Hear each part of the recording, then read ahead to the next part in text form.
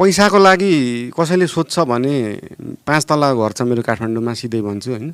मैले 25 वर्षको उमेरदेखि गाडी चढाएर आफैले कमाएर पैसाको लागि त हुँदै हैन। मैले गीत गाउँदा पनि पैसा आउँछ, डिजाइन गर्दा पनि पैसा आउँछ, सुपरभिजन गर्दा पनि पैसा आउँछ, कन्स्ट्रक्सन लिएर गर्दा पनि पैसा आउँछ, मैले इन्डोर्समेन्ट गर्दा पनि पैसा आउँछ, मैले कहीँनिर बोलिदिँदा पनि पैसा दिन्छन् आजभोलि त हैन। जे गर्दा पनि पैसा आउँछ भनेपछि त्यो पैसाको लागि होइन।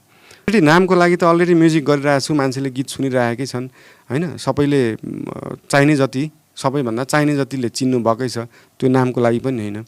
सेवा गर्नलाई, काम गर्नलाई पद चाहिँदैन भनेर सिकाउनु भयो, तर त्यो पदमा नालायकहरू बसेको पनि देख्नु सकिँदैन भन्ने कुरा चाहिँ सिकाउनु भएको थिएन। अब चाहिँ मलाई त्यो फिल भयो क्या। ठिक छ, चाहिँदैन, पोस्ट चाहिँदैन काम गर्नलाई, अहिलेसम्म त मैले काम गरि नै रहेको छु, तर त्यो पोस्टमा नालायक मान्छे बसेको त म देख्न सक्दिनँ नि त।